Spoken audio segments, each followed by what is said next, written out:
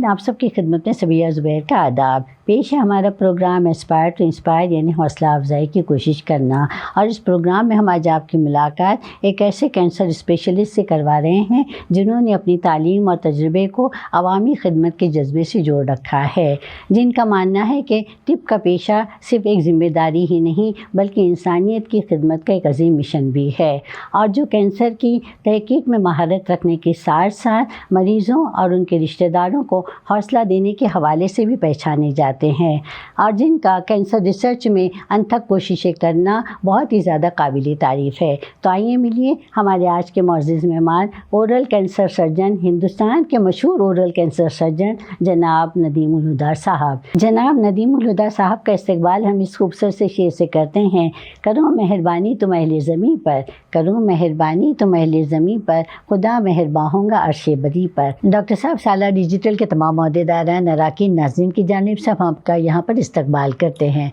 जी, तो डॉक्टर साहब, सबसे पहले तो मुझे आपकी प्राइम एजुकेशन, आपका ग्रेजुएशन, पोस्ट ग्रेजुएशन, आपकी फैमिली के बारे में बताइए।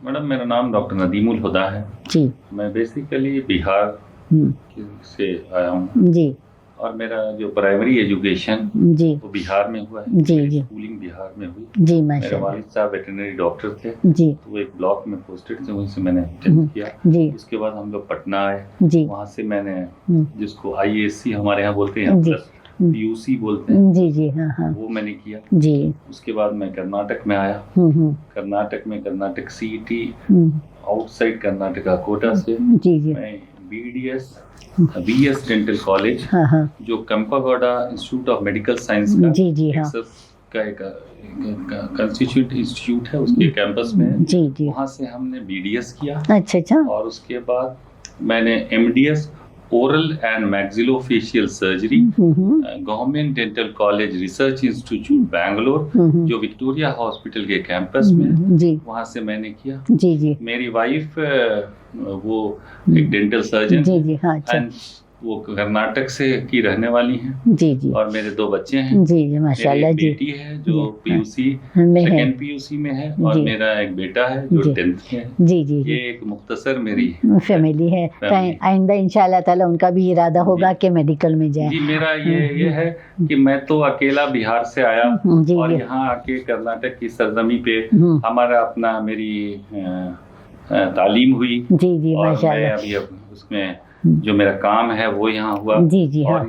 इस सूबे में मुझे सब कुछ मिला जी जी, माशाल्लाह। मैंने पढ़ाई की जी, मुझे नौकरी मिली जी, मैंने शादी की, मेरे बच्चे हुए जी जी, मुझे बहुत प्यार मिला जी जी, बहुत इज्जत मिली जी, और आज आपके सामने मैं बैठा हूँ जी जी। अच्छा डॉक्टर साहब, ये बताइए कि आपने अभी कहा कि आप डेंटल सर्जन हैं, तो आप ये कैंसर ऑन्कोलॉजी में कैसे आए हैं जी? तो डेंटल सर्जन में ही जो हमारा जो ऑन्कोलॉजी में जो एरिया है ओरल ऑन्कोलॉजी है। Oral oncology means oral cancer. तो ओरल कैंसर एक्चुअली जो फर्स्ट जो देखते हैं वो डेंटल सर्जन देखते हैं जी जी। तो मैं भी वो डेंटल सर्जरी BDS करने के बाद मैंने ओरल कैंसर में जो कहते हैं रेसिडेंसी किया, और उसमें कंटिन्यूअस काम करता रहा, सर्जन रहा अपने उसमें काम के दौरान ही मैंने पोस्ट ग्रेजुएशन किया हाँ। फिर वापस आया, मैं कंटिन्यू करता रहा। तो एक डेंटल सर्जन अगर वो ट्रेंड है ओरल कैंसर के सब्जेक्ट में जी जी, हाँ, देन वो ओरल कैंसर की ट्रीटमेंट में कर सकता हूँ। मुझे इस सब्जेक्ट में 25 साल का तजुर्बा है जी जी, माशाल्लाह जी जी, हाँ। नहीं, हम तो जानते ही नहीं थे कि इस तरह से ओरल कैंसर जो होता है और जो डेंटिस्ट से जो है मुतालिक होता है। नहीं, ये तो बहुत ये है, अब तो इसमें और भी एडवांसमेंट हो गया है। जैसे इसके लिए बेसिक डिग्री जो है MDS oral and maxillofacial surgery जी जी, हाँ। लेकिन इसके अलावा भी उसके ऊपर इसके बाद MDS oral and maxillofacial surgery के बाद अभी फेलोशिप प्रोग्राम है। फेलोशिप जो है वो पर्टिकुलरली ओरल ऑन्को सर्जरी करके वो फेलोशिप है, एक टाइप का एक अलग स्पेशलाइजेशन इन ओरल ऑन्कोलॉजी में है जी जी, हाँ।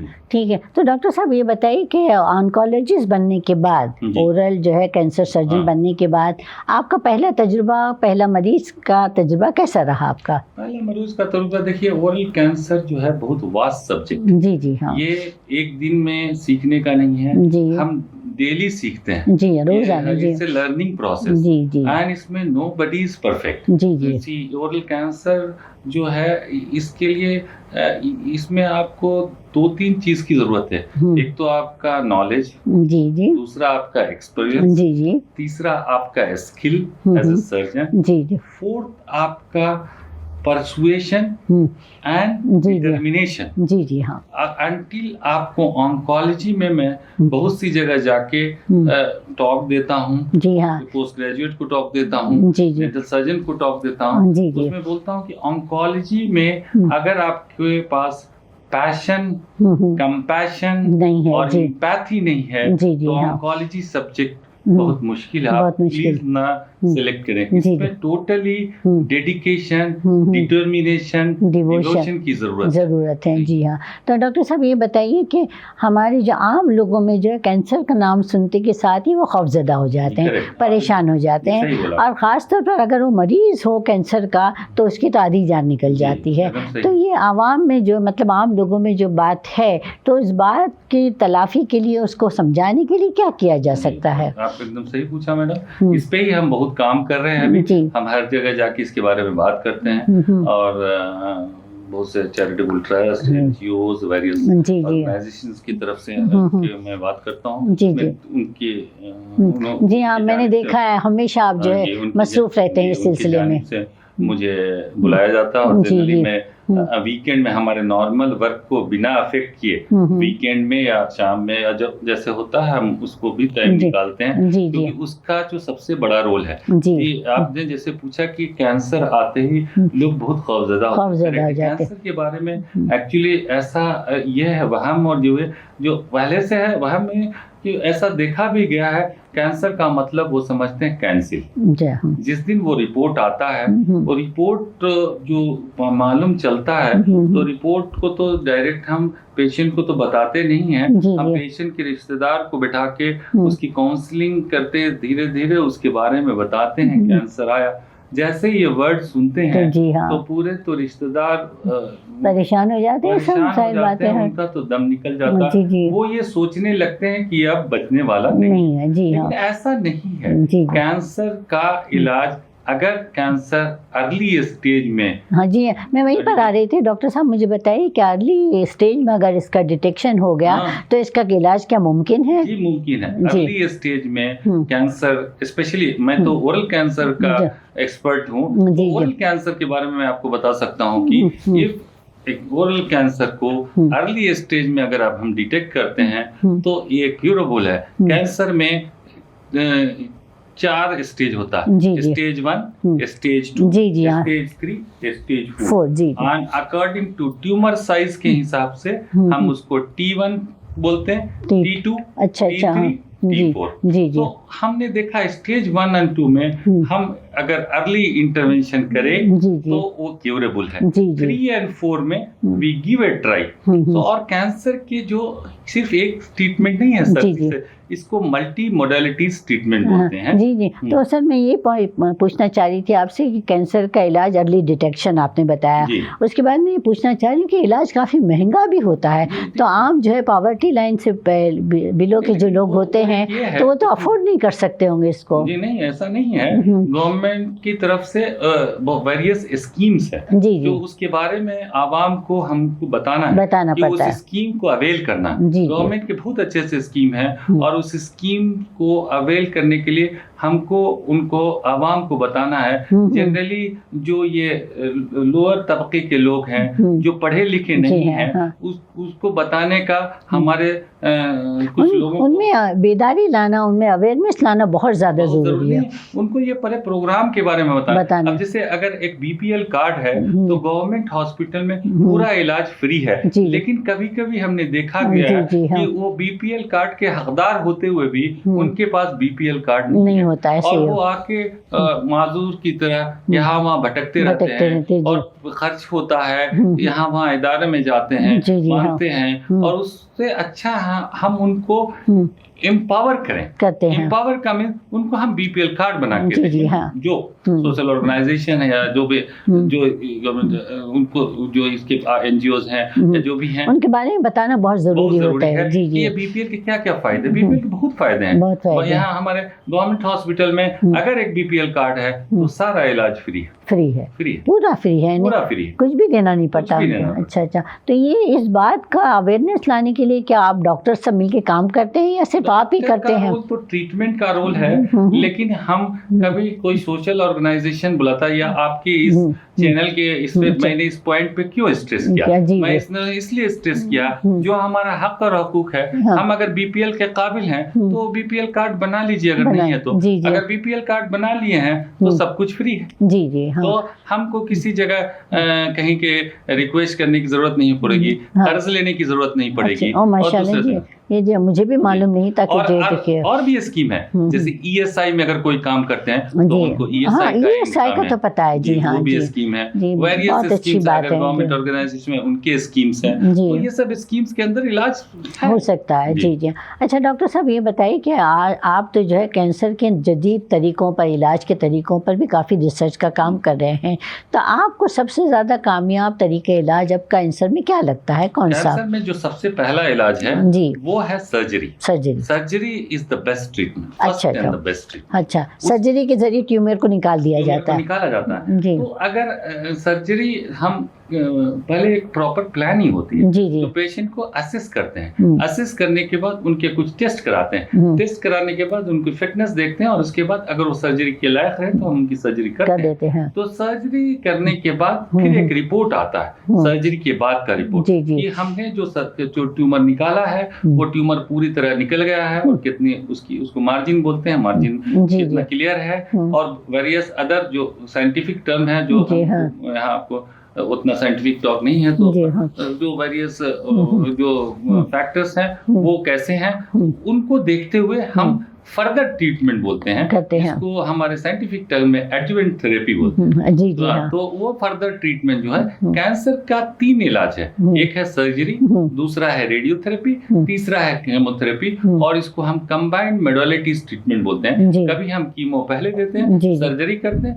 फिर रेडियो देते हैं, कभी हम सर्जरी करते हैं फिर रेडियो कीमो देते हैं। लेकिन डॉक्टर साहब एक कीमो और जो रेडियोथेरेपी आपने कहा है तो इसके साइड इफेक्ट्स बहुत ज्यादा होते हैं, बाल झड़ जाते हैं, लोग उससे ज्यादा परेशान रहते हैं। जी जी, वो एक प्रोसेस है।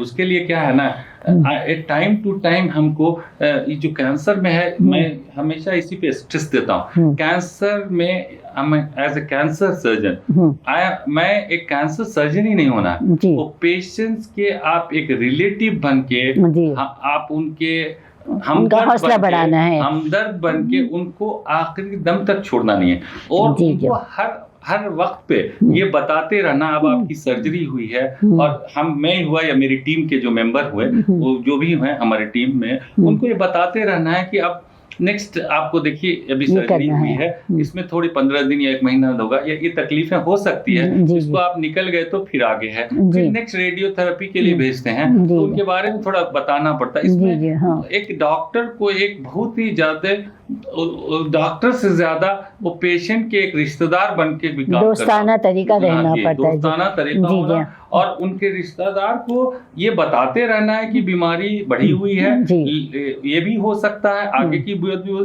लेकिन उनका हाथ नहीं छोड़ना है। मेरे कहने का मतलब पेशेंट को आखिरी वक्त तक छोड़ना नहीं है, पेशेंट को जब तक आपके ऊपर एतबार नहीं होगा, कॉन्फिडेंस बिल्डअप नहीं। मैं वहीं पर आ रही थी डॉक्टर साहब कि आप किस तरह से पेशेंट और उनके रिश्तेदारों को ज़हनी तौर पर तैयार करते हैं, और फिर ये बताइए कि किस तरह से एक डॉक्टर एक पेशेंट में जो है एतमाद का रिश्ता होना चाहिए। डॉक्टर एक पेशेंट बहुत बड़ा, ये सबसे कैंसर में तो ये सबसे बड़ा रोल है, डॉक्टर और पेशेंट का जो बॉन्डिंग, अगर पेशेंट और पेशेंट रिलेटिव को आप तो ये स्टार्ट होता है डे 1 से। जब डे 1 कब होता है, जब ये रिपोर्ट आती है, हमने अभी कुछ इसके बारे में बताया किया, उसमें बताया कि रिपोर्ट जिस दिन आता है उसी दिन पूरा फैमिली सेटल हो जाता है, बहुत गमगीन होता है, होप्स खत्म हो जाता है। वहाँ पे आपका बहुत बड़ा रोल है कि उनको बताने का ये बीमारी में क्या आगे इलाज होगा, उनको हौसला देने का, साथ में रिलेटिव पेशेंट को तो आपने रिलेटिव को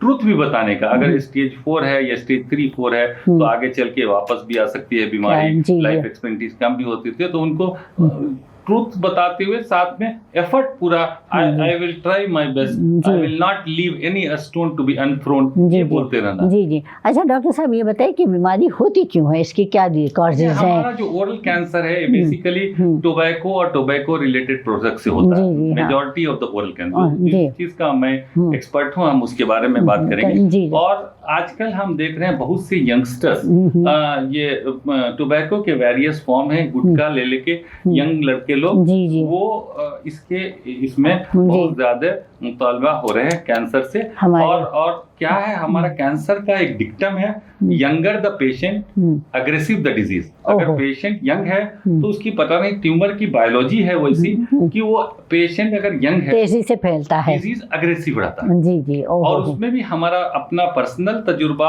और मेरा ही तजुर्बा नहीं, लिटरेचर का भी तजुर्बा है कि उसमें जो मुंह के जितने जो हिस्से का जो कैंसर है, उसमें जो जबान का कैंसर है वो सबसे ज्यादा खतरनाक है और सबसे ज्यादा फैलता फास्ट है। और उस जबान के कैंसर के पेशेंट्स का क्योर रेट भी, हम सारे तरह के ट्रीटमेंट देते हैं, हम की सर्जरी भी करते हैं, हम रेडियोथेरेपी भी देते हैं, हम कीमोथेरेपी देते हैं, उसके बावजूद भी वो वापस आ जाता है। और स्पेशली हम बहुत से जवान लड़कों को हमने देखा है कि जुबान के कैंसर होने के बाद वो कंटिन्यूअस हम पूरे एफर्ट लगाते हैं और फिर भी वो वापस। लेकिन डॉक्टर साहब उन लोगों को भी मैंने देखा है, उनसे मेरी मुलाकात हुई जिन्होंने जिंदगी भर कभी भी शराब नहीं पी या सिगरेट नहीं पी या गुटखा नहीं खाया, उसके बावजूद भी उनको कैंसर हो गया है। आपकी इससे एग्री हूँ। 10% लोग को मैंने भी देखा है। हमारे यहाँ बहुत से लोग आते हैं और ये बोलते हैं कि डॉक्टर साहब मैंने कुछ नहीं किया जी, तो मेरे को ये ओरल कैंसर कैसे हो गया। जी। वो तो रिपोर्ट देखते ही वो रोने लगते हैं। तो बोलते हैं, तो उसमें भी कुछ एक छोटा थोड़ा माइनर फैक्टर्स भी होता है, जैसे कभी कभी शार्प टूथ बोलते हैं, शार्प टूथ की वजह से होता है। दूसरा होता है ये जो डेंचर पहनते हैं, अगर वो डेंचर इल फिटिंग डेंचर रहा या उसमें केमिकल जो यूज हुआ उसके वजह से वो होता है। तो नंबर 2। नंबर 3 एक वायरस है, वायरस उसके वजह से भी होता है, लेकिन बहुत किस्मत की बात है शायद, फिर किस्मत की बात या still it is we are not, माने हम लोग इसके ऊपर नहीं पहुंच चुके हैं कि क्या, लेकिन हम देखते हैं, स्पेशली मेरा तजुर्बा 25 साल का है कि जबान का कैंसर हमने देखा है, लेडीजों में ज्यादा देखा है जो जिनकी कोई हैबिट नहीं है और वो उनको कैंसर होता है। मेल में भी देखा है, रेयर कम देखा, तो वो लोग बहुत ये है परेशान होते हैं। अच्छा डॉक्टर साहब ये बताएं कि जो है ओरल कैंसर जो है सिर्फ माउथ का होता है, जिस्म के किसी और भी हिस्से में हो सकता है? माउथ में होता है, सिर्फ माउथ लेकिन में अगर ये मेटास्टेसाइज बोलते हैं, अगर वहां से फैलता है तो वो दूसरे भाग में, इसको डिस्टेंस मेटास्टेसिस बोलते हैं।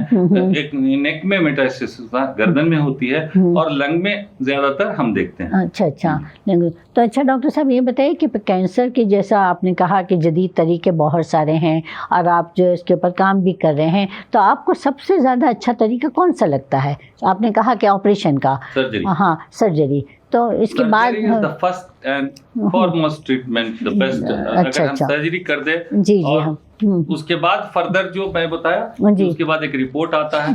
रिपोर्ट के ऊपर मैंने बोला ना कि कुछ टेक्निकल टर्म्स है, उसको देखते हुए मार्जिन है और वेरियस अदर फैक्टर्स है, उसको देखते हुए हम हमारे कलीग रेडियोथेरेपिस्ट को भेजते हैं और वो उसके देखते हुए उनकी जरूरत है तो देते हैं। और उसमें अगर कीमोथेरेपी ऐड करना हो तो वो अपने कीमोथेरेपी कभी लेते हैं, साथ लेते हैं, और नहीं तो खाली रेडियोथेरेपी देते हैं, या नहीं तो उसकी जरूरत नहीं होती है तो वो पेशेंट को रेगुलर फॉलो अप पर रखते हैं। हम फर्स्ट 1 ईयर एवरी 1 मंथ अगर हम जो सर्जरी करते हैं और अगर हम रेडियोथेरेपी कीमोथेरेपी नहीं देते हैं तो पहला 1 साल हर महीने हम पेशेंट को बुला के चेक करते हैं, regular follow.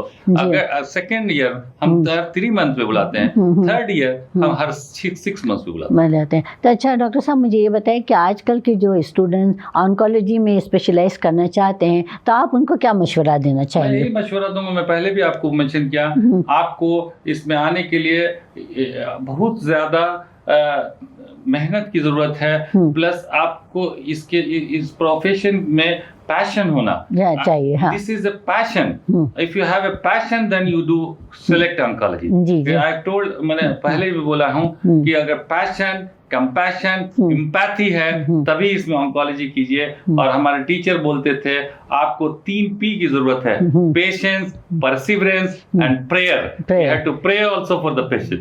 So these 3 P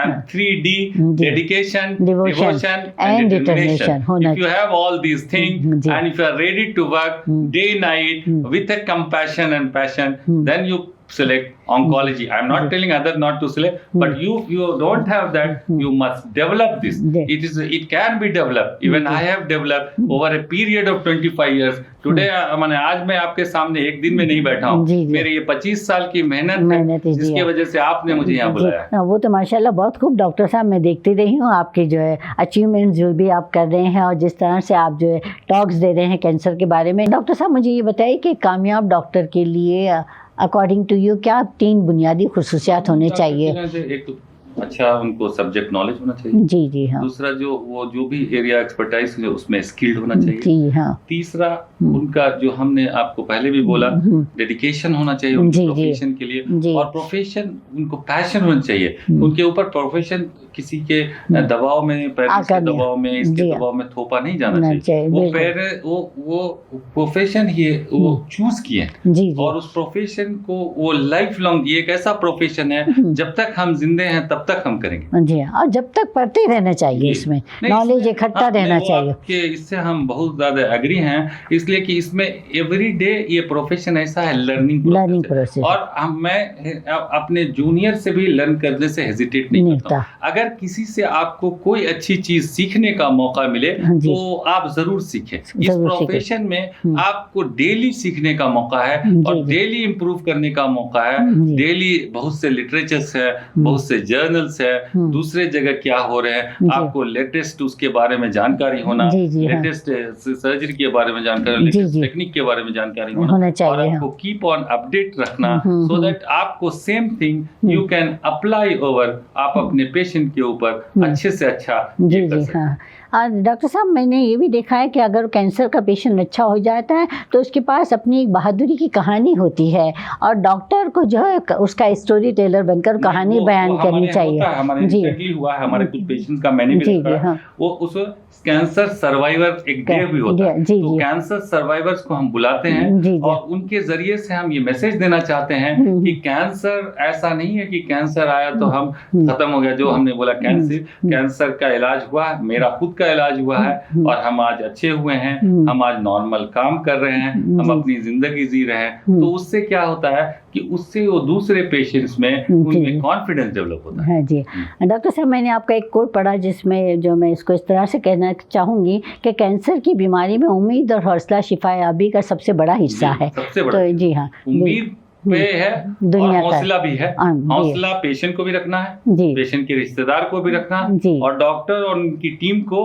patient और पेशेंट के रिश्तेदार को हौसला बढ़ाना। हाँ जी जी माशाल्लाह। और डॉक्टर साहब आखिरी सवाल आपसे पूछना चाहूँगी कि एक सेहतमंद तर्ज ज़िंदगी के लिए आप हमारे नाज़रीन को क्या पैगाम देना चाहेंगे? एक डिसिप्लिन लाइफ होना चाहिए, एक डिसिप्लिन जो फूड हैबिट होना चाहिए, डिसिप्लिन लाइफ स्टाइल होना चाहिए, और आप जब अपनी बुरी आदतों से बुरी आदतों को ना करें। जैसे मैं ओरल कैंसर सर्जन, मैं तो इस चैनल के जरिए से मैं लास्ट मेरा मैसेज भी देना चाह रहा हूँ। अगर आप और आपके कोई रिश्तेदार, आपके कोई फैमिली मेंबर आप टोबैको यानी और उसके टोबैको से रिलेटेड प्रोडक्ट, गुटखा, स्मोकिंग और अदर थिंग अगर लेते हैं तो मेरे आने का यहाँ मकसद और मेरे कहने से अगर आप छोड़ते हैं तो ये बहुत बड़ी बात होगी। इससे न काफ़ी आपको फ़ायदा होगा, आपके पूरे फैमिली को, पूरे आपके सोसाइटी को फ़ायदा होगा। और टोबैको से आप ये लेके और कैंसर लेके आने से बेहतर है, मैं इस पे बहुत काम करता हूँ, प्रिवेंशन। आप इसको छोड़ डालें, बीमारी नहीं आएगी। एक कैंसर पेशेंट की वजह से, एक कैंसर पेशेंट का अगर डेथ होता तो कैंसर पेशेंट का डेथ नहीं होता, उसकी पूरी फैमिली का बहुत बुरा हालत हो जाता है, उनकी सोशियो इकोनॉमिक स्टेटस बहुत खराब हो जाते हैं। तो मेरा यही, मैडम ने बुलाया, मेरा एक मैसेज यही है आवाम को कि अगर आप किसी भी तरह की हैबिट में मुब्तला हैं तो आज मैं आपसे गुजारिश करता हूं प्लीज़ वो हैबिट छोड़ दें, कैंसर पेशेंट बनने से बेहतर है उससे पहले ही आप जो जिसकी वजह से होता है उसको आप छोड़ दे तो आपको ये मेरी उम्मीद है कि ये वहां तक आपको बीमारी भी नहीं होगी, आप भी इससे बचेंगे, आपके रिश्तेदार बचेंगे, आपकी फैमिली बचेगी, सोसाइटी का ये अच्छा होगा और ये सोसाइटी के लिए आप सेहतमंद सोसाइटी जी जी बिल्कुल। तो ये जो डॉक्टर साहब मैं आपको ये बहुत ही अहम सवाल पूछना चाहती हूँ कि आजकल नौजवान जो सिगरेट नोशी करते हैं या गुटखा पीते हैं तो उनकी आदत को जो है उसके हटाने के लिए क्या किया जा सकता है? मैडम बहुत से साइकियाट्रिक इंस्टीट्यूशन में एडिक्शन सेंटर्स खोल के हैं, उनको काउंसलिंग किया जाता है, टोबैको का कुछ अभी सिंथेटिक सब्स्टिट्यूट है क्या? हाँ जी जी हाँ, वो दिया जाता है और उनको बार बार काउंसलिंग की जरूरत होती है। उसमें नॉट ओनली जो उसका जो इस्तेमाल करते हैं उनका ही नहीं, उनके पूरे फैमिली का सपोर्ट होना जरूरी है, क्योंकि वो मानने के लिए तैयार नहीं होते हैं। वो बहुत सारे रीजंस बताते हैं हम नहीं छोड़ेंगे, लेकिन अगर constant support of the family with psychologist और द काउंसलर और डी एडिक्शन सेंटर, इन सब को मिलके अगर किया जाए तो मुझे लगता है कि इसमें रिहेबिलिटेशन सेंटर भी उसको कहते हैं जी जी हाँ, तो वहाँ पर उनको क्योर हो सकता है। तो डॉक्टर साहब आपको बहुत बहुत शुक्रिया, आपने अपना कीमती वक्त हमें दिया। हमारे नाज़रीन को कैंसर जैसी मोहलिक और जानलेवा बीमारी के बारे में आपने बहुत सारी बातें बताई। मैं समझती हूँ कि कैंसर की जंग जो है सिर्फ ऑपरेशन थिएटर में नहीं लड़ी जाती, बल्कि जो है क्लासरूम्स में और रिसर्च सेंटर में वहाँ पर भी कैंसर की जंग लड़ी जाती है। लास्ट में एक स्लोगन है, cancer is if cancer is detected it is curable.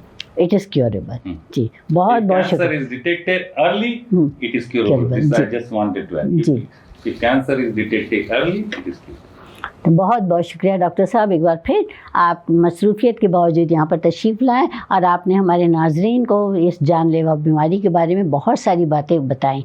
ख़ास तौर पर मैं आपका बहुत बहुत शुक्रिया अदा करती हूँ जी, मैं आपका और आपके पूरी टीम का और हमको यहाँ बुलाने के लिए बहुत बहुत शुक्रिया। और मैं एक चीज़ और बोलता हूँ, अगर मेरे इससे आज के इस इंटरव्यू से टॉक से किसी का भला कि आपका, आपके फैमिली का, सोसाइटी का भला, तो ये मेरे लिए बहुत ही अहम दिन होगा जी। शुक्रिया, बहुत बहुत शुक्रिया डॉक्टर साहब, बहुत शुक्रिया। नाज़रीन, आपने देखा, आपने सुना, ये थे हमारे आज के मौजूद मेहमान, oral cancer surgeon doctor Nadeem ul Huda साहब। डॉक्टर नदीम उल हुदा साहब की बातों से हमें एहसास हुआ कि कैंसर की बीमारी में उम्मीद और हौसला शिफा का अहम हिस्सा है, और डॉक्टर साहब जिस तरह से अपने मरीज़ों के साथ दोस्ताना रवैया रखते हैं वो काबिल तारीफ़ है और जज्बे हमदर्दी और खुलूस की एक आला मिसाल है। हम उम्मीद करते हैं कि आइंदा भी डॉक्टर साहब इसी अज़्म और महारत के साथ कैंसर के मरीज़ों की ज़िंदगियों में उम्मीद और हौसले की रोशनी बिखेरते रहेंगे। आज हमें डॉक्टर नदीम उल हुदा जैसे मसीहाओं की ज़रूरत है जो मरीज़ों के साथ बहुत ही ज़्यादा मोहब्बत और खुलूस के साथ पेश आएँ, और हम दुआ करते हैं कि हम सबको अल्लाह ताला इस जानलेवा और ख़तरनाक मर्ज़ से महफूज रखे। आइंदा हम फिर मिलेंगे चंद और नई बातों और नई शख्सियतों के साथ। तब तक के लिए सबिया ज़ुबैर को इजाज़त दीजिए। खुश रहिए और अपनी ज़ात से दूसरों को खुश रखने की कोशिश कीजिए। बहुत बहुत शुक्रिया।